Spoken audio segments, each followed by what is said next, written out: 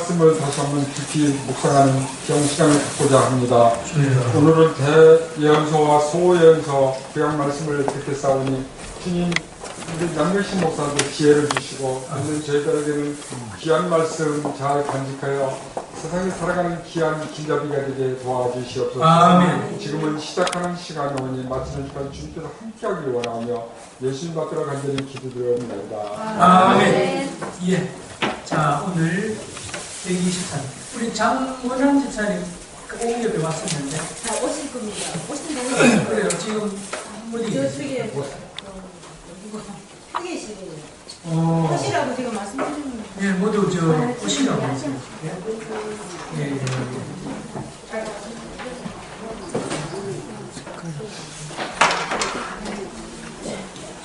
예, 우리 저 강 권사님 좀 수고해 주세요.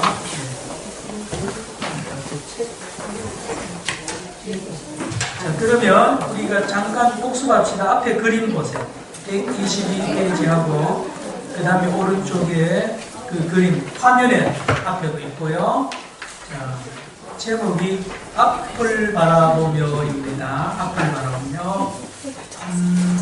거기에 122페이지 1, 2, 3, 4 있죠? 첫 번째 1. 앞면 중앙에 있는 사람은 누구를요? 예언자, 할아버지 모습으로 있는 분은 예언자로. 예언자는 뭘 들고 있죠? 또 예언자 발 앞에 두루마리가 있죠? 예, 이건 하나님의 말씀을 말하는 것입니다. 자, 2번은 뭐예요? 122페이지 폈어요. 122페이지. 마른 나무와 불보지. 예언자 등 뒤에 있는 마른 나무와 어린 아이 앞에 있는 황무지가 있죠. 이거를 뭘 나타낸다고요? 많은 예언적 메시지는 이스라엘이 뭐예요? 큰 위기에 처했을 때 뭐요? 선포된 것이다. 예언자들이 나타나서 말씀을 전할 시대 상황이나 그 메시지 내용이 다 보면 위기, 이스라엘의 영적 위기, 정치적인 위기, 경제적인 위기 때에 하나님이 누구를 보내서요? 예언자들을 보내서 말씀을 전하게 하십니다. 그래서 이 나뭇가지 여러분들 늘 보면 모든 예언서에 예언자들이 살던 시대에 영적, 종교적, 그렇죠? 사회적, 정치적 위기 때다. 3번 멀리 보는 그 푸른 나무 한 나무가 있죠. 산 사이에 뭘 나타낸다고요? 시작. 예언자는 이스라엘의 장래에 있을 밝은 희망을 선포했다. 결론은 희망입니다. 모든 예언서의 마지막은 희망, 소망이고. 4번 4개의 두루마리와 중앙에 2사람이 가지고 있는 두 양피지는 예언자가 선포한 특별한 약속은 다음 같으면 6가지. 첫째, 시작. 다윗의 후손에게서 오실 메시아. 예. 이 예언서들의 제일 중요한 메시지는 메시아가 오는데 그는 누구의 후손으로? 다윗의 후손으로 온다는 것입니다. 2번 니은 새 시대가 더욱더 온다. 무슨 시대요? 새 시대. 따라서 새 시대. 새 언약 시대를 말하는 것이죠. 예. 메시아가 오면 새 시대같이. 다음 세 번째요. 무슨 산이? 시온산이 높임을 갖는다. 시온산은 예루살렘에 있는 산 이름 하나인데요. 그 시온산에서 주의 말씀이 또 주의 성령이 임한 놀라운 산입니다. 시온산이 높임을 받는다. 네 번째는 뭐요? 낙원의 회복. 에덴 동산처럼 하나님의 나라가 오고요. 회복이 되는 걸 말합니다. 누가 그렇게 한다고요? 예언자들의 메시지 속에. 다섯 번째. 시작. 남은 자들이 돌아온다. 누가 돌아온다고요? 남은 자. 따라서 그루터기. 남은 자 또는 그루터기라고 합니다. 하나님은 전체를 멸망시킨 적이 없어요. 물로 홍수로 다 심판해도 누구의 가족? 노아의 가족 몇 명? 8명은 항상 남깁니다. 남겨서 거룩한 무리들, 소수의 무리들 남겨서 다음 또 하나님의 역사, 구원의 역사를 펼쳐나갑니다. 그래서 남은 자들이 돌아온다. 다음 마지막 6번째 메시지 중에, 예언자들의 메시지 중에 무슨 메시지가 들어있어요? 무슨 주제가요? 고난의 종. 종은 종인데 영광 받는 종이 아니고 뭐요? 고난당한.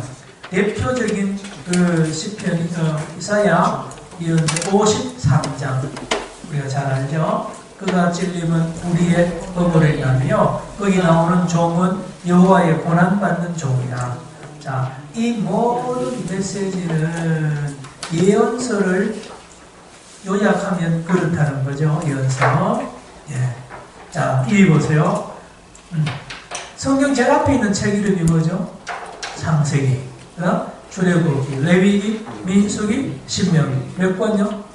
이걸 모세, 고개. 그 다음에 여호수아 사사기 중 역사서라고 그러는데요.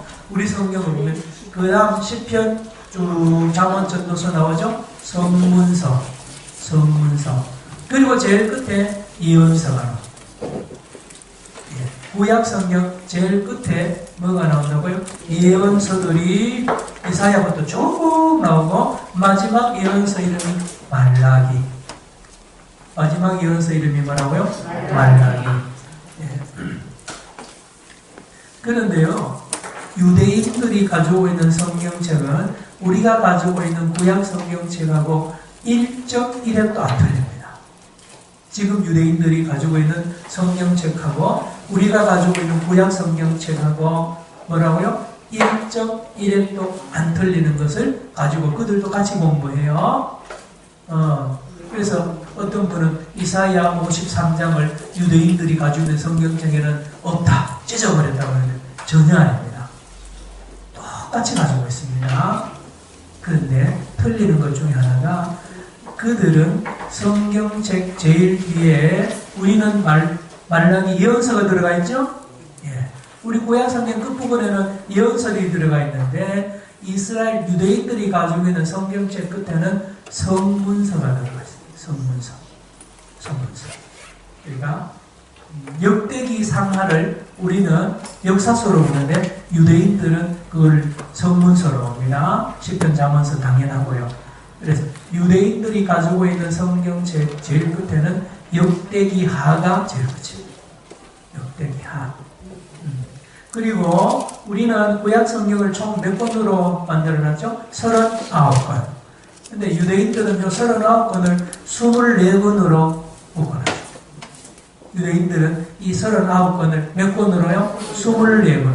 예를 들면 우리는 소선지서가 12권이죠? 소선지서가 몇 권? 12권. 그런데 유대인들은 이 소선지서 10권을 한 권으로 묶어놨어요. 그렇죠? 39권을 유대인들은 24권으로 묶는데 예를 들면 그런 거. 열왕기 상하, 역대 상하를 하나로, 상하를 전부 하나로 묶어놓고. 예. 그러나 중요한 것은 두 가지인데 우리가 가지고 있는 구약 성경과 유대인들이 가지고 있는 성경은 1.1획도 틀림이 없는데 순서만 조금 다르다. 자, 왜 다른가? 이게 중요한 거죠. 우리는 왜 예언서를 구약의 제일 마지막에 배치를 해놨을까요? 우리 기독교는 왜 예언서를 구약 성경의 제일 마지막에 배치해놨을까요?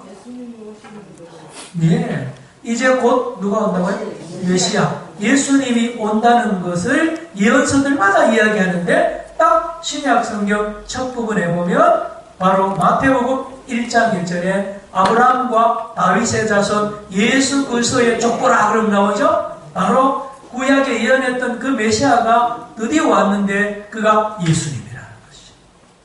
자, 그러면 유대인들은 왜 그러면 그렇게 배치 안 해놨느냐? 유대인들은 예수를 메시아로 믿지 않습니다. 예. 유대인들은 오늘까지도 예수를 메시아로 안 믿어요. 예. 참고하시기 바랍니다. 자, 그러면 오늘 교재 123페이지를 다 펴세요. 123페이지. 지난주 우리 조금 했나요? 네. 어디까지 했는지 알려주세요. 120? 124페이지 124페이지 중간 희망을 선포했다고 하셨거든요. 그러면 그 가운데 합니다. 124페이지 다윗의 시작. 다윗의 후손에게서 오실 메시아. 예, 읽어보면 이러한 시작. 이러한 희망은 원래 야곱이 안겨준 것이었다. 족장인 야곱이 12지파에게 축복했을 때에 12지파 축복할 때 유다 아들한테 축복할 때에 복 내용이 독특합니다. 다른 지파하고 또 달라요. 자, 그 옆에 조그마한 글씨, 그 다윗의 후손에게서 오실 메시아, 그 옆에 창세기 49장 10절 있죠? 예, 읽어봅니다. 시작. 주가 유다를 떠나지 아니하며 통치자의 지팡이가 그 발 사이에서 떠나지 아니하기를 실로가 오시기까지 이르리니 그에게 모든 백성이 복종하리. 무슨 지파? 유다 지파에게 안수해서 유다에게 축복할 때 마지막에 죽기 임종 직전에 아버지가 유다에게 안수하면서 축복한 내용이 그거예요. 다시 봅니다. 규가 뭐냐 하면요, 왕이 들고 있는 지휘봉이 규입니다. 여러분 이집트 파라오도 보면 이렇게 들고 있고요. 우리나라 고대 왕들도 보면 손에 이 규를 가지고 있어요. 이 지휘봉, 그죠? 예, 규가 왕만이 들고 있는 건데 어디를 떠나지 아니한다고요? 유다를. 그래서 유다의 후손들에게서 계속해서 누가 태어날 것을, 왕들이 태어날 것을 예언한 겁니다. 다시 봅니다. 규가 유다를 떠나지 아니하며 또요, 통치자의 지팡이가 그 발 사이에서 떠나지 아니하기를 언제까지? 실로가 오시기까지 이를. 여기 실로는 바로 메시아. 위대한 지도자 한 사람이 태어날 때까지 그에게 모든 백성이 뭐래요? 복종하는 그런 축복을 어느 지파가 받아요? 유다 지파. 그 말씀대로 유다 지파에게서 다윗이 태어납니다. 보세요. 그 다음 교재로 들어갑니다. 유다 지파에 속하는 다윗이 뭐가 되어? 왕이 되었을 때 시작. 선민들은 왕의 홀이 그 임자에게 주어졌다고 생각했다. 그래서 이스라엘은 다윗의 통치 시대에 가장 번성했다. 그리고 하나님 자신도 다윗의 통치에 대하여 영구성을 인정하고 말씀하시기를 시작. 내 왕위가 영원히. 자, 다윗 보고 하는 말입니다. 내 왕위가 언제까지? 영원히. 그것도요, 견고하리라는 예언을 했어요. 축복을 해요, 하나님이. 자, 그러면 이리 보세요. 자, 이제까지 우리 보니까 북왕국 멸망했죠? 이제 곧 뭐도요? 남왕국도 멸망했잖아요? 그러면 하나님이 다윗에게 한 약속이 내 왕위가 영원히 견고하리라 그러니, 그러면 나라도 없어지면 왕도 없죠? 그러면 큰일 났어요. 무슨 일이 났다고요? 큰일 났어요. 자, 대답하세요. 왜 유대인들이 나라가 멸망하고 시드기야 왕이 마지막에 잡혀가고 그럴 때에 이스라엘 백성들이, 유다 지파 또 이스라엘 백성들이 가장 위기를 느끼고 무서워했을까요? 왜요? 하나님이 약속한 다윗의 후손이 계속 뭐요? 왕위가 영원히 견고하리라는 그 말씀이 깨지잖아요. 왕이 없어지니까. 왕을 못 세우니까. 그렇죠? 예. 그런 위기가, 우리가 잘 모르는 위기가 유대인들에게 있었다는 사실. 자, 계속 봅니다. 예. 하셨다. 이때부터 다윗의 후손이 아닌 자로서 이스라엘의 왕위에 오르는 왕은 누구든지 뭐요? 협작꾼으로 생각되었다. 다윗의 피를 물려받지 않고, 다른, 다윗의 핏줄이 아닌 왕이 여로보암이라든지 이런 왕들은 다, 진정한 정통성을 인정받지를 못했다. 특별히 남왕국, 북왕국을 자세히 보면요. 남왕국은 99.9%가 다 다윗의 후손입니다. 그런데 여자왕 하나 있죠? 아달랴. 아달랴는 이세벨의 딸이고 아합의, 그렇죠? 그러나 남왕국은 전부 다 유다 지파입니다. 바로 이 다윗의 후손이. 봅시다. 그 다음에 123페이지. 유다가 정족으로부터 멸망의 위협을 받았을 때 시작. 예언자는 격려하면서 다윗의 왕국은 결코 끝남이 없으리라는 말을 기억하게 했다. 그 다음에 갑니다. 여로보암의 부하와 그의 사기꾼들 때문에 배신한 이스라엘까지도 기름 부음 받은 자가 오면 다시 환영받을 것이다.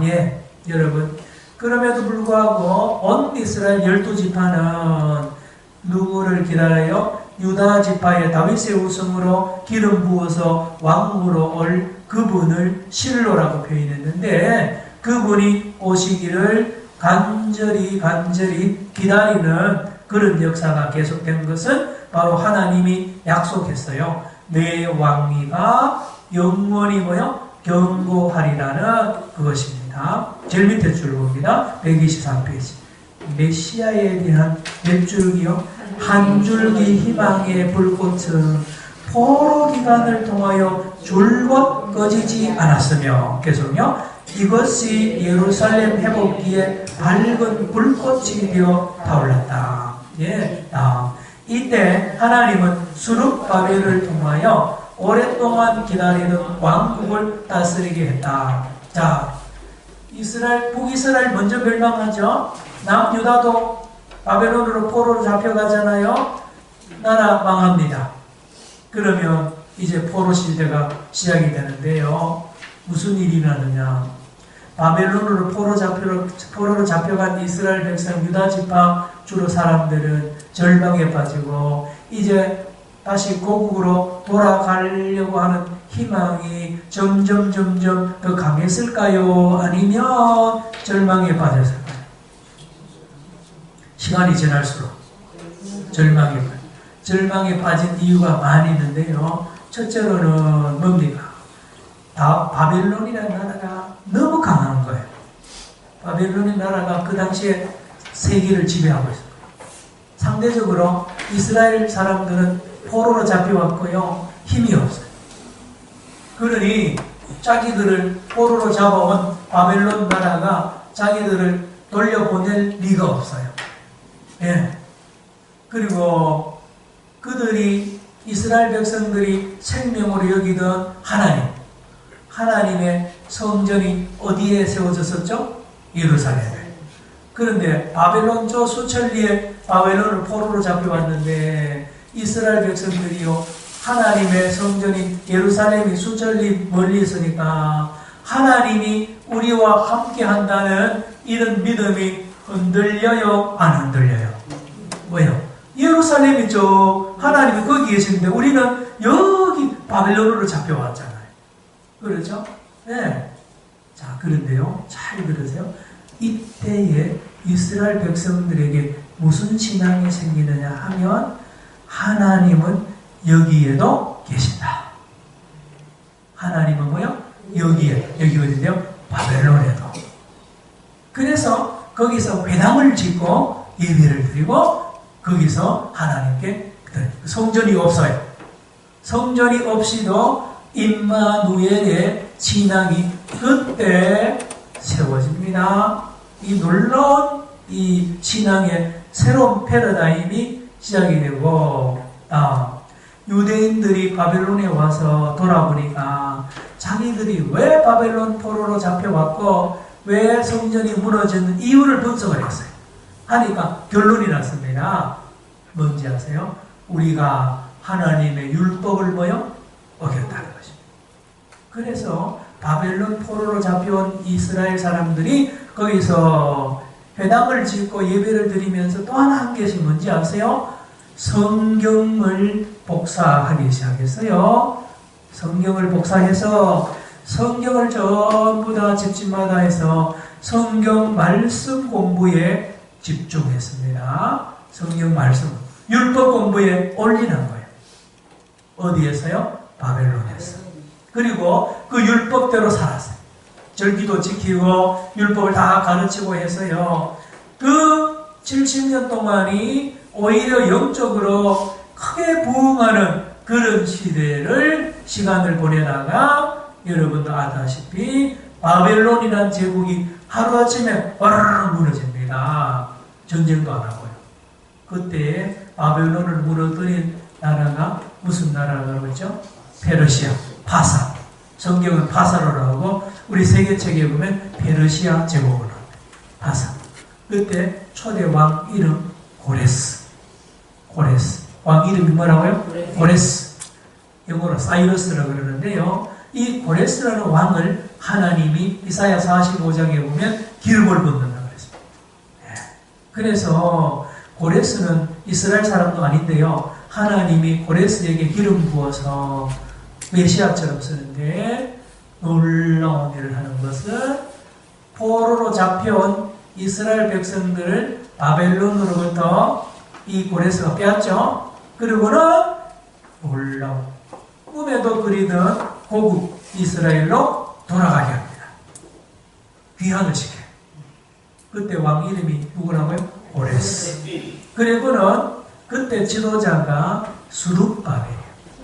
누구요? 수룹바벨이라는 유대 지도자를 앞장세우고 그 1차, 2차, 3차에 걸쳐서 귀환시키는데 그때 한 지도자 이름이 수룹바벨입니다. 자, 그러면 사막 길을 통과해야 돼요. 그렇죠? 길이 없어요. 거기 저부터 사막입니다. 그래서 사막에 샘이 솟아나리라, 사막에 길이 평탄하게 되리라, 고속도로를 내고 그 이사야, 예레미야나 여러 선지자들이 이제 고국으로 돌아가는 길이 열릴 것이라는 것을 예언을 했는데 이스라엘 백성들이 믿었을까요? 안 믿었을까요? 처음에 안 믿었어요. 말도 안 돼요. 말도 안 돼. 지금도 그럴 거예요. 남북이 통일된다고 말하면요 안 믿습니다.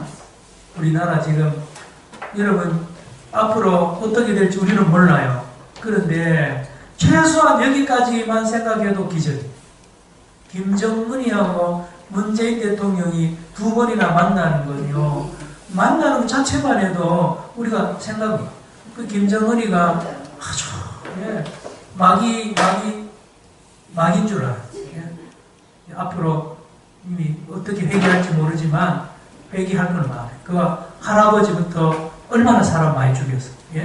하나님이 회개시킬 텐데 어쨌든지 여러분 통일이 되리라고 아무도 못 믿지만 이렇게 대화한단 말이에요. 바벨론에 포로로 잡혀갔던 이스라엘 백성들도 고국 돌아갈 생각을 안 했는데 어느 왕을 세웠어요? 고레스라는 왕을 세우고 거기 돈까지 줍니다. 너희들이 소원이 뭐냐니까 성전 지었는 거예요. 그래? 그러면 돈도 왕창 줘. 그 다음에 성전에요. 아무거나 넣으면 안 됩니다. 성전 기구 있죠? 성구들, 법궤, 또요 분향단, 또요 등잔대, 그 다음에 또 뭡니까? 떡상, 이런 거 전부 다 누가 훔쳐왔느냐? 느부갓네살 왕이 훔쳐왔어요. 느부갓네살 왕이, 바벨론의 왕이 다 성전 무너뜨리면서 훔쳐온 그 모든 물건을 다 보따리 싸가지고 수룹바벨한테 줍니다. 이것도 주고 돈도 주고 또 누굴 주는지 아세요? 건축 기술자들 붙여줍니다. 자, 이거요 하나님이 하시는 거라니까요. 고레스가 하는 게 아니에요. 지금 만약입니다. 우리나라가 진짜 앞으로 통일이 되는 중요한 일이 만약에 벌어지면 트럼프나 누굽니까? 이 문재인이나 이 김정은이가 하는 게 아니에요. 하나님이.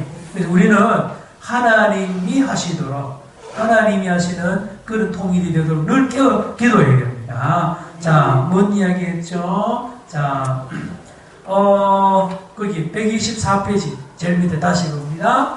메시아에 대한 한 줄기 희망의 불꽃은 포로 기간을 통하여 줄곧 꺼지지 않아요. 무슨 기간요? 자, 여러분 저나 여러분이나요 개인의 인생을 봐도요 우리가 가장 은혜 많이 받을 때가 언제인지 아세요? 저와 여러분이 가장 힘들 때입니다.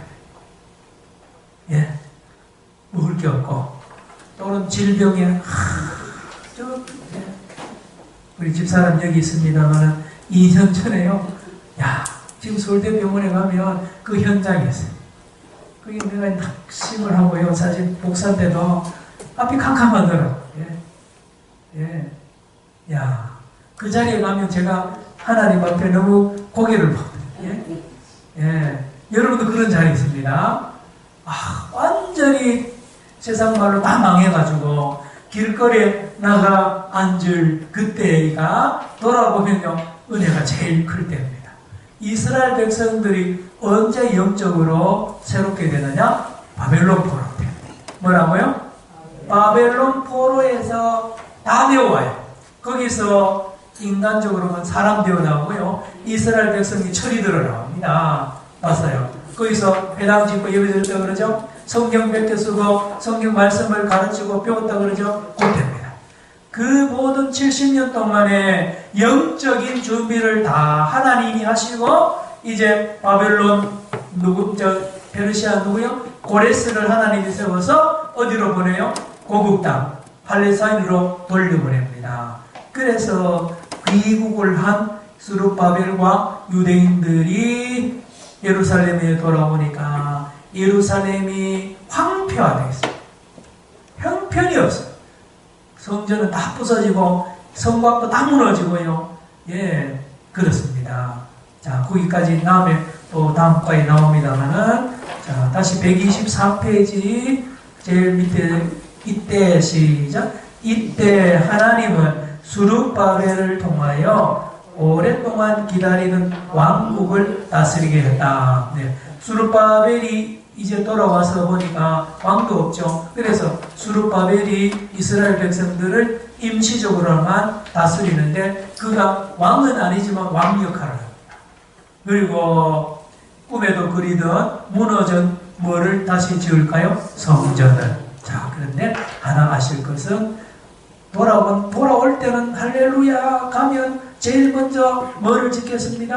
성전을 짓겠습니다. 모두 맹세를 하고 찬송하고 엉엉엉 울면서 예루살렘에 돌아왔어요. 그런데 문제는 돌아와서 이스라엘 백성들의 마음이 변합니다. 뭐가 변해요? 마음이. 화장실 들어갈 때하고 나올 때 다르다듯이요. 유대인들이요, 그 맹세 잊어버리고 전부 다 자기 밭 사고 자기 부동산 투자하고요, 돈을 전부 거기 다 쓰는 거예요. 그러면 성전은 안 지어요.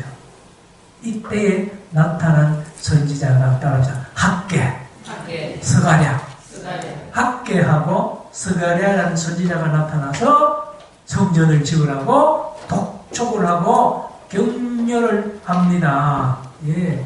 그리고 그 뒤에 온 그 선지자 지도자가 에스라와 느헤미야입니다. 에스라와 누구요?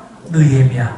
그래서 느헤미야가 와서는 성벽, 무너진 성벽을 재건하고요. 느헤미야는 종교개혁을 하면서 모든 것을 하는데, 나중에 몇십 년이, 십몇 년이 지난 뒤에야 비로소 이스라엘 백성들이 성전을 재건합니다. BC 515년.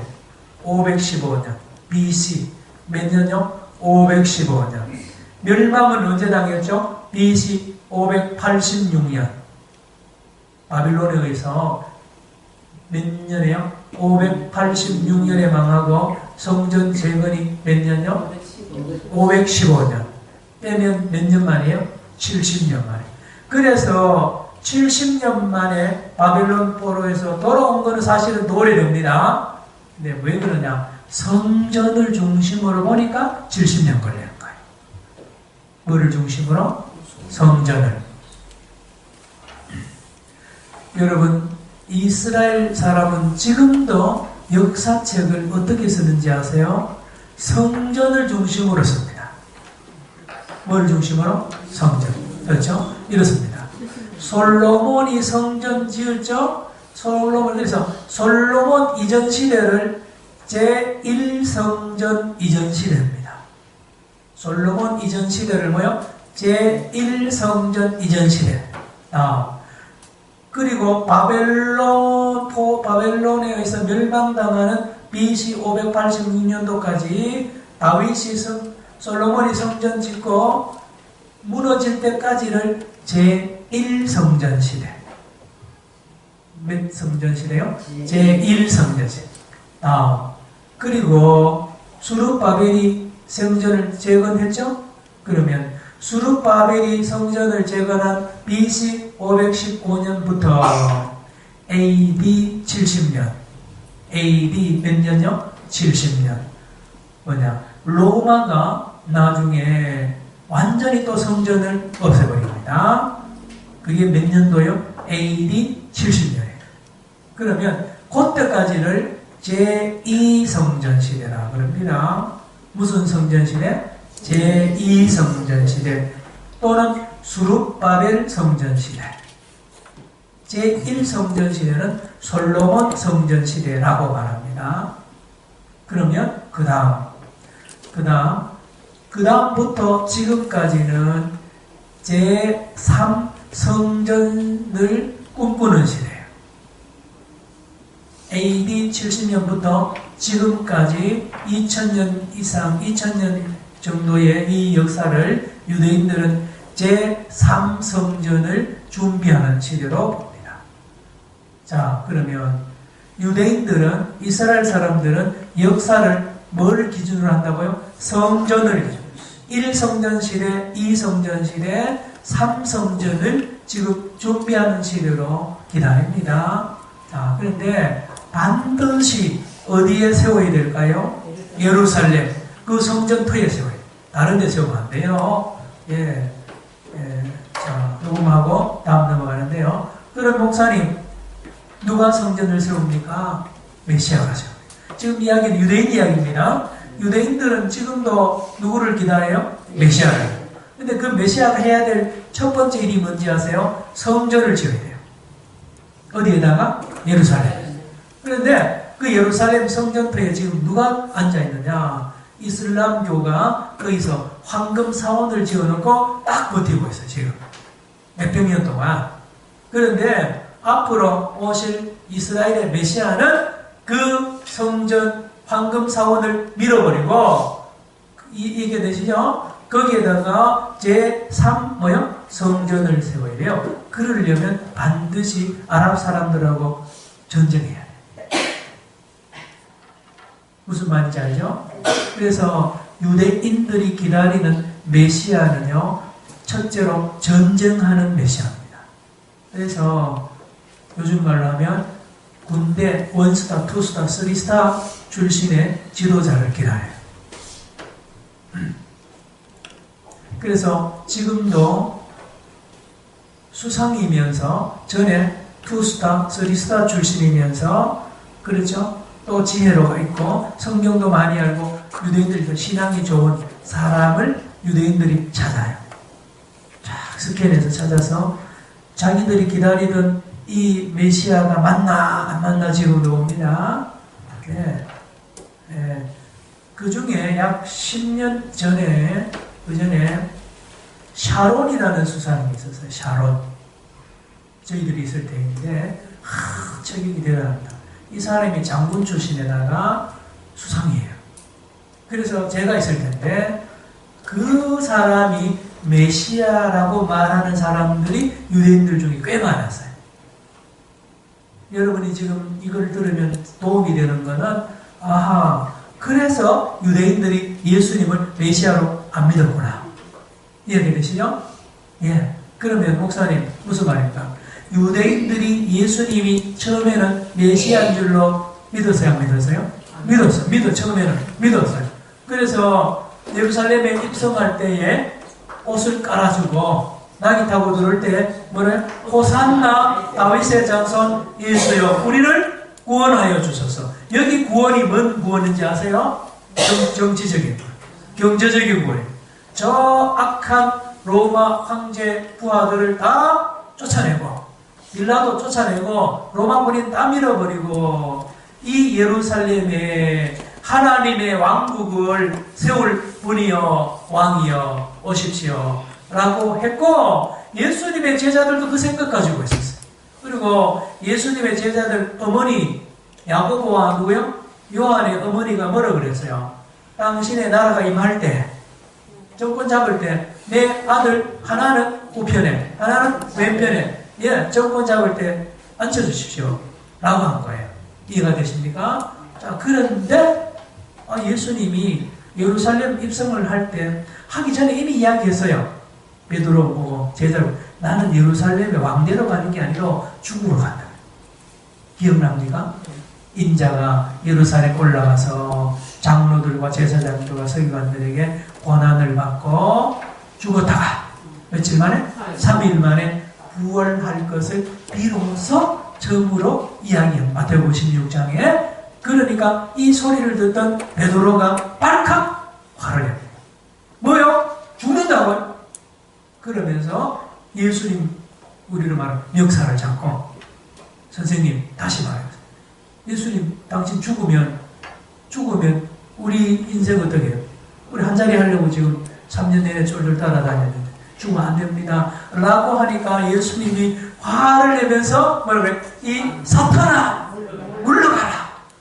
너는 하나님의 일을 생각하지 않고 사람의 일을 따라라. 사람의 일. 사람의 일 간단합니다. 사람의 일은요, 옛날이나 지금이나 돈과 명예와 뭐죠? 권력. 돈과 명예와 권력을 찾는 거예요. 예. 베드로가 화낸 이유가 대답을 해보세요. 예수님 때문에 화냈어요? 자기들 때문에 화냈어요? 예. 자기들 꿈이 무너지니까 화냈지. 예수님 걱정해서 화낸 게 아니에요. 예. 뭔 이야기 하다가 거기까지 갔죠? 메시아 이야기 하다가 갔군요. 그래서, 예. 우리가 거기까지 좀 들으시면 이제 성경 공부하는데 도움이 많이 됩니다. 125페이지 쭉 제일 올라갑니다. 여러 세기가 지나 드디어 누가 오시고요? 나사렛 예수가 오시고. 17번 125페이지 찾았어요? 여러 세기가 몇백 년이 지나고 이 말입니다. 무슨 예수? 나사렛 예수. 따라합시다. 나사렛 예수. 자, 이거 하나 배워야 되는데요. 지금도 이스라엘 가면 유대인들이 우리 보고 아유 크리찬이다 이렇게 말합니다. 너 크리찬이라는 말이, 크리찬의 말 안 써요. 유대인들은 크리찬의 말 안 쓰고 너 나사렛 사람이냐고 묻습니다. 아타 노쓰리가 나사렛이란 말이에요. 나사렛 사람. 예수 믿는 사람을 나사렛 사람이라고 지금도 이야기합니다. 그리고 예수님의 그 앞에 나사렛 예수 있죠? 어디 예수요? 나사렛. 왜 나사렛을 넣냐? 예수가 많아요. 동네마다 예수가 있어요. 예수란 이름이 흔한 이름입니다. 유다란 말도 아주 흔해요. 그래서 가룟 유다, 막달라 마리아, 그렇죠? 마리아 이름이 너무 많아요. 그래서 앞에 동네 이름 그렇죠. 막달라 동네에 있는 마리아, 그렇죠? 아리마대 사람 요셉. 이해가 되시죠? 그러니 예수는 여기 성경에서 우리가 믿는 예수는 고향이 어디요? 나사렛. 자, 그런데 잘 들으세요. 나사렛은 유대인들이 볼 때 아주 쌍놈들. 우리 표현으로 말하면 아주 이름도 없고 빛도 없는 산골짜기 촌놈이라는 뜻이에요. 촌놈. 나사렛. 그래서 나사렛에서 무슨 선한 것이 나겠느냐? 나사렛에는 인물이 안 나오는 걸로 되어 있어요. 왜? 거기는 족보도 없는 것이. 예. 그래서 베들레헴 출신이 되어야 되고요. 그 다음에 뭐 한자리 하고 활동하려면 예루살렘에서, 남쪽에서 무대를 삼아야지 저 북쪽에 형편없는. 자, 그래서 나사렛 예수는 욕입니다, 사실. 예. 저 별품 없는 예수. 저 촌놈 예수 이런 뜻이에요. 지금도 예수 믿는 저와 여러분이 유대인들 사회에 들어가면요 아주 무시합니다. 무시하고, 근데 안 믿으니까 당연하죠. 제일 섭섭했던 게요, 성탄절. 성탄절에 우리는 막 찬송으로 그게 뭐죠? 크리스마스 캐롤 부르고 막 그런데요. 예루살렘에는 캐롤송 하나도 안 들립니다. 성탄절에. 뭐냐? 성탄절에 정상근 학교 가고 은행 정상 근무하고 성탄절 뭐 캐롤 하나도 없고요.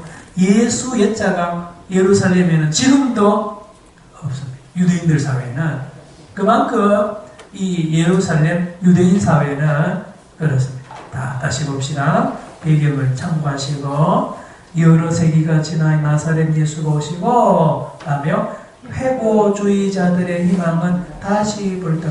회고주의자는 옛날에 하나님이 주신 그 약속, 예언자들의 주신 약속을 다시 믿고 메시아에 대한 약속이죠. 구원에 대한 약속을 다시 리바이블 하는 거예요. 어려울 때. 뭐라고요? 읽어봅니다. 찬송하리로다. 시작. 찬송하리로다. 오늘 우리 조상 다윗의 나라여. 가장 높은 곳에서 호산나. 누구 보고요? 예수님 보고. 예수님 보고 이 조상 다윗에게 약속했던 그 영원한 규가 떠나지 않는 그 나라를 만드시고 세우실 분은 누굽니다? 당신 예수입니다. 나사렛 예수입니다. 제발 좀 우리를 건져주시고 우리에게 킹덤 오브 갓을 이 나라의 땅을 강력한 나라를 만들어 주십시오라고 요청을 하는 거죠. 참고로 제가 아까 이스라엘 사람들 이야기했는데 메시아가 오면 유대인들 생각입니다. 성전을 재건하고 그러니까 아랍 사람들 쫓아내고 물러내고 그리고 왕이 됩니다. 뭐가 돼요? 왕이.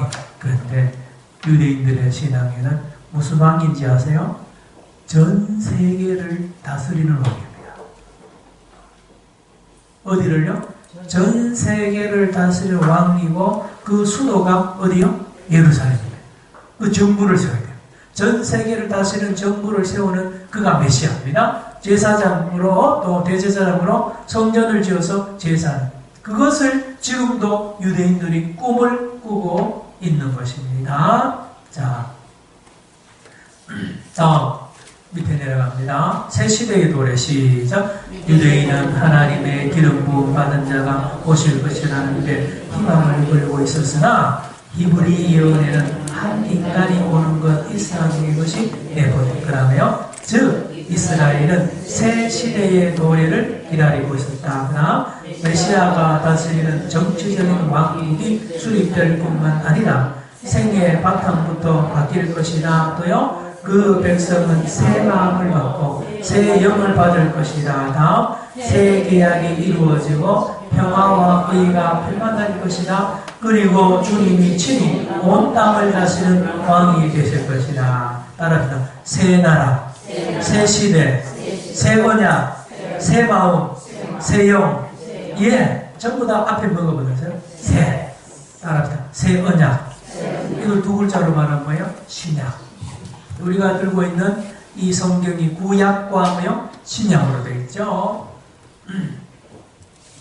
자, 그러면 앞에 전부 새가 붙었죠? 그러면 반대로 앞에는 뭔 시대가 되죠? 구약, 옛 시대가 되죠? 옛날 시대가 돼요. 옛날 약속이 되고 옛날 언약이 되고 또 1, 2로 할까요? 1차 언약이 되고 새 언약은 2차 언약이 돼요.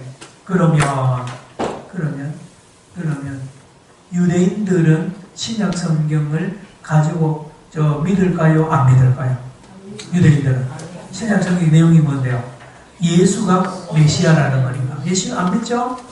자, 그런데 유대인들이 만약에 신약을 믿는다고 하면 지금 자기들이 가지고 있는 성경이 뭐가 되어버려요? 구약이 되어버려요. 이해가 되세요? 유대인들은 신약을 인정 안 하고 지금 가지고 있는 성경을 유일한 성경책으로만 믿습니다. 그러던 사람이 예수를 믿고 신약 성경을 믿는 순간에 자기가 가지고 있던 성경이 무슨 성경이래요? 구약 성경이래요. 그래서 유대인들 전도할 때 신약이라는 말을 제일 싫어합니다. 신약. 우리가 전도할 때요, 유대인들을 전도하는 방법 간단해요. 유대인들은 이미 먼 성경 가지고 있지, 우리 가지고 있는 구약 성경을 가지고 있으니까 뭐만 주면 돼요? 신약 성경만 주면 돼요. 그래서 유대인들 중에, 랍비들 중에나 유대인들 중에 혼자서 선물로 받은, 오늘 기도 대표같이 선물로 받은 히브리어로 번역된 신약 성경을 혼자서 읽다가 누구를 믿어요? 예수님을 믿는 사람이 적지 않습니다. 이해가 되시죠? 예. 자, 다시. 새 언약 시대, 새 시대, 예, 새 영, 새 마음, 이런 것을 다 유대인들은 싫어하는 것입니다. 다시 말하면 아무 문제 없어요. 유대인들은 새 시대도 필요 없고요, 새 언약도 필요 없고요, 예, 예. 그런데 아무 문제를 못 느껴요. 그 말씀은 이렇습니다. 새 시대에 안 와도 이미 자기 스스로의 힘으로 자기를 구원할 수 있다고 믿어요. 메시아 도움 필요 없어요. 그런 메시아는 필요 없어요. 자기를 죄에서 구원해줄 메시아는 필요 없어요. 또 다르게 말하면 자기가 지은 죄는 누가 벌 받아야 되고 책임을 져야 된다고 믿을까요? 유대인들요? 내가 지은 죄는 누가 책임지고? 내가 책임지고. 그런데 예수 믿는 사람들이 전도하러 다니는데 가만히 들어보니까 세상에 내가 지은 죄를 누가 대신 죽었다고요? 예수님이 대신 죽었다는 것을 굉장히 부끄럽게 생각해요. 그런 면에서 보면 유대교는 굉장히 인간적입니다. 그런가 하면 세계 모든 종교가 그래 되어 있어요. 세계 모든 종교는 자기 죄를 누가 해결하는 거예요? 자기가 해결하는 거예요. 자기 문제를 자기 해결. 대표적인 게 불교잖아요. 불교. 이슬람교 마찬가지입니다. 전부 다요. 그 종교에는 피가 없어요. 뭐가 없어요? 이해가 좀 되세요? 피가 없어요. 전부 다 피 흘리지 않고 자력 구원이에요. 무슨 구원? 자력 구원. 자기가 돌을 닦든지 자기를 많은 을을 쌓든지 해서 구원받는데 아무 문제 없다고 자기들이 믿고 있단 말이에요. 그런데 우리는 신약은 보니까 뭐라 그럽니까? 의인은 없나니 하나 없고 모든 사람이 죄를 범하였으며 하나님의 영광에 이르지 못한다. 그렇죠? 사람은 스스로를 구원할 수가 없습니다. 그래서 누가 와요? 메시아가. 예수님이 와서 우리의 죄를 당신이 대신 짊어지시고 죽으셨습니다. 그리고는 우리의 죄를 없애버렸어요. 그렇잖아요? 이게 복음이잖아요. 이게 새 시대입니다. 그래서 우리의 마음을 새롭게 새영 성령이 우리를 거듭나게 하시는 말씀. 자, 거기까지 하고 마치는데요. 새 시대의 도래 다시 한번 자세히 봅니다. 유대인은 시작. 유대인은 하나님의 기름 부은 자가 오실 것이라는데 희망을 걸고 있었으나 히브리 예언에는 한 인간이 오는 것 이상의 것이 예고되어 있었다. 즉 이스라엘은 새 시대의 도래를 기다리고 있었다. 메시아가 다스리는 무슨 왕국요? 정치적인 왕국이 수립될 뿐 아니라 생의 바탕부터 바뀌어질 것이다. 그 다음에 그 백성은 새 마음을 받고 새 영을 받을 것이고 새 계약이 이루어지고 평화와 의가 평만할 것이다. 그리고 주님이 친히 온 땅을 다스리는 왕이 될 것이다. 따라합시다. 새 시대. 요 예언 갈로 속에 예언서 몇 장 몇 절 써놨죠? 요 예언자들이 한 모든 내용이요 그대로 이루어지는 것이 신약성경입니다. 예언자들이 새 시대, 새 언약, 새 영, 새 마음에 대해서 예언을 했죠. 그 예언이 그대로 이루어졌다고 우리에게 증거하는 책이 무슨 책이라고요? 신약성경. 신약성경에 보면 구약에 예언했던 약속이 다 이루어지는데 누구를 통해서요? 예수님을 통하여 다 예언약이 다 이루어지는 그 새 시대의 주인공이 탄생을 하면서 주인공들이 모여서 예배드리는 그 모임을 교회라 그럽니다. 교회. 따라서 교회. 네. 그래서 교회는 새 언약의 공동체입니다. 새 언약의 공동체. 새 마음을 가진 사람, 새 영을 받은 사람들, 새 시대의 사람들이 그들이 바로 예수 믿는 사람들이고 교회를 형성하고 모여서 늘 감사하고 예배하는 영과 진리로 예배하는 새 백성이 된 것이죠. 그러면 오늘 여기까지 하고 혹시 질문 있으면 질문해 주세요. 예언서. 그러면 다음 분은 나머지 네네 질문 있어요. 해주세요. 아까 전에 유대인들이 구약을 가지고 있다고 했지 않습니까? 24번 가지고 있다. 네, 24번으로. 굳이 그 신약에서 39번으로 구약. 나눈 이유와 그리고 토시와 틀리지 않는 그 유대인이 가지고 있는 구약을 그대로 우리 구약 성경으로 해도 되는데 굳이 나눈 이유에 대해서 좀 알고 싶고요. 그리고 지금 보면 신약에도 전으로 나누고 있지 않습니까? 신약에도 보면 베드로 전서, 후서, 후서. 두 번째 전후서로. 굳이 또 나눈 이유에 대해서도 좀 알고 싶습니다. 알겠습니다. 자, 그럼 그걸 다시 요것만 대답하고 마치는데요. 자, 우리가 가지고 있는 구약 성경이 몇 번요? 39번. 유대인들하고 1.1획도 틀리지 않는데 순서가 다르다고 했죠. 배치 순서가 다르고 또 하나는 원을 몇 번씩 묶어 놓는 게 다르다고 그랬습니다. 자, 중요한 포인트는 1.1획도 어김이 없고 똑같다는 건데 그러면 왜 우리는 39번으로 나누고 의외는 24번으로 만드느냐? 이것은 여러분이 아셔야 돼요. 70인역이라고 있습니다. 몇 십인역? 70인역. 70인역이라는 성경이 제일 오래됐습니다. 그런데 70인역은 헬라어로 번역이 됐습니다. 70인역은 무슨 언어로요? 헬라어로. 언제냐? BC 약 300년쯤 되나요? 알렉산더 대왕이 전 지중해를 다 휩쓸고 그 다음에 아프리카도 다 정복하잖아요. 어느 왕이요? 알렉산더 대왕.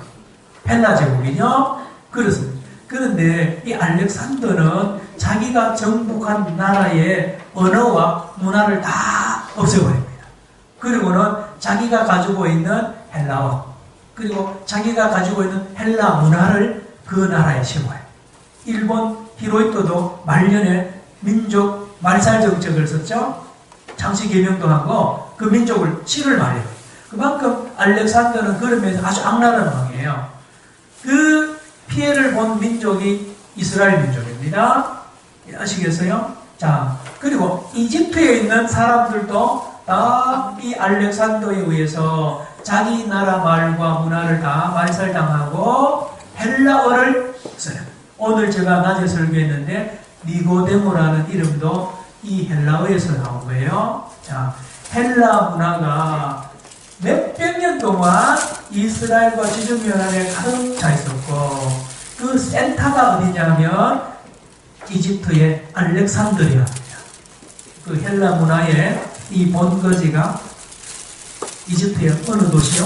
알렉산드리아. 이름도 알렉산더 대왕의 이름을 세서 거기에 큰 도시를 만들고 항구 도시죠. 거기에 뭘 세우느냐? 대도서관을 세웁니다. 어마어마한 도서관을 세워서 당대의 최고의 책을 다 그 안에 넣어놨어요. 그런데 만약에 나중에 불이 타버렸는데요. 만약에 그게 불 안 탔더라면 세계 문화의 엄청난 정보와 그것이고 막 아깝게도 대화재를 사고를 통해서 그 도서관이 불타버려 없어져 버렸어요. 자, 예를 그런데요. 자, 그러면 이스라엘에 사는 사람들이나 어디죠? 이집트에 사는 사람들이나 전부 다 자기 나라 말을 점점 잊어버립니다. 그러고는 오직 어느 나라 말? 헬라 말만 성경을 만들어 길들여집니다. 자, 그런데 문제가 이제 할아버지는 히브리어도 쓰고 히브리어 성경 읽어요. 히브리 아니까. 근데요, 아버지, 손자, 중손자, 변손자 내려가면 점점점 뭐요? 히브리어 글 몰라요. 말도 몰라요. 그러다 보니까 이게 성경을 못 읽으면 큰일 나잖아요. 그래서 이 헬라 알렉산더 그 후손들이 각 나라의 그 뭡니까 문화를 그래도 보존을 해야 되니까 유대인들이 가지고 있는 뭐요? 성경책은 헬라어로 번역시켜 주자라고 어디입니까? 이스라엘 본토에다 연락을 했어요. 해가지고 랍비들 오라 그랬어요. 70명을 원래는 72명인데 72명이 왔어요. 저 이집트에 와가지고 이제 여기서부터는 유대인들의 전승인데 72명을 각각 딴 방에 집어넣고 거기다가 히브리어 성경을 갖다 주고 이걸 헬라어로 번역하라 그랬어요. 그래서 72명이 동시에 번역하고 나와서 모여서 다시 모여서 보니까 유대인 전승입니다. 한 사람도 1.1억도 틀림없이 다 똑같은 헬라어로 번역됐다라고 유대인들이 믿는 건데 우리는 그걸 못 믿죠. 자, 어쨌든지 이 72명이 번역한 뭐죠? 성경을 70인역이라고 합니다. 2명 잘라내버리고 예, 그냥 70인역이라 따라서 70인역 70인역의 그 배치가 우리가 가지고 있는 39권으로 그렇게 배치가 났어요. 그 사람들. 예. 이해가 되시죠? 그리고 예언서가 뒤에 간 것도 그 사람들이 뒤로 배치를 했는 걸 우리는 그대로 받아들였어요. 그러나 유대인들은 자존심이 있죠. 예. 자기들이 가지고 있는 히브리어 원전을 뭐래요? 헬라어로 번역한 것 자체가 자존심을 상하게 하는 거죠. 헬라 문화 싫어합니다. 우리 일본 문화 싫어하듯이요. 예수님 당시에도요. 아주 지식층에서는 헬라어 써야 지식층으로 쓰고 그러는데요.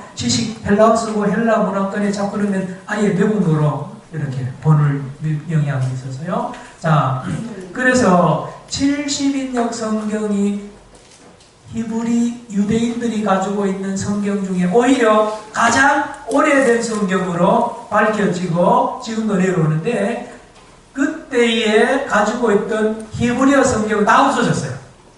다 없어지고 대단히 오래전부터 BC 300년부터 헬라어로 번역된 몇십인 성경? 70인 성경이 몇백 년 동안 전 해외에 있거나 국내에 있는 그 유대인들을 다 가지고 있는 책이 히브리어 성경이 아니고 뭐요?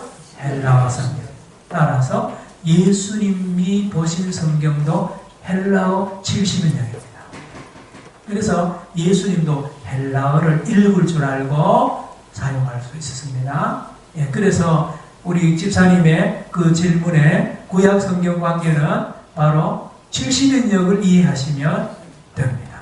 예. 그래서 70인역보다가 더 오래된 히브리어 성경이 다 없어져 버리기 때문에 70인역의 권위가 우리 그대로 받아들여졌고 그 다음에 히브리 사람들은 그 자존심에 그래서 그걸 거부하고 자기들끼리 랍비들끼리 모여가지고 성경 순서와 또 이거를 다 새로 만들었습니다. 그 다음에 뭡니까? 24권으로 억지로 맞춘 건 아니고 그들이 모여가지고 결정하기를 이제 예언서는 소연서 12권은 한 권으로 하자. 예, 그리고 요거는 여러분들 AD 90년 몇 년요? AD 90년에 얌미야라는 곳입니다. 얌미야 히브리어로 야브네라는 곳에 랍비들이 모여서 구약 성경 39권을 이때 최종으로 이제 결정을 하는데 이때 결정을 하고 이 마지막까지 성경에 들어가 있냐 안 들어가 있느냐 이 후보에 들락날락했던 책이 에스더스 아가서. 여러분 아가서 읽어보셨죠? 아가서 읽으면 이게 연애 편지지 이게 뭔 성경이냐. 에스더서는 하나님 이름이 한 번도 안 나와요. 이해가 되세요? 이 마지막 차를 탄 것이 아가스하고 에스더인데요. 어쨌든지 그 유대인들이 그 순수로 우리가 말하면 39권이고 뭐죠? 이스라엘 유대인들은 24권을 정한 것을 우리 기독교는 랍비들이 정하는 그대로 받는데 순서는 70인역 순서를 따라가기 때문에 그런 차이가 지금 이스라엘 유대인들하고 우리가 알고 있는 성경의 차이가 순서 차이가 있는데 내용은 1.1도 어김이 없다는 말씀. 그리고 신약 성경은 집사님이 왜 전후서가 있느냐 그렇게 질문하셨나요? 전후서. 예. 네, 그것은 아주 쉽게 설명하면 전서는 먼저 쓴 편지, 후서는 나중 쓴 편지. 예를 들면 고린도 전서 그러면 고린도 전서는 고린도 교회에다가 먼저 쓴 편지. 먼저 쓴 편지는 몇 년 뒤에 다시 뭐를 씁니까?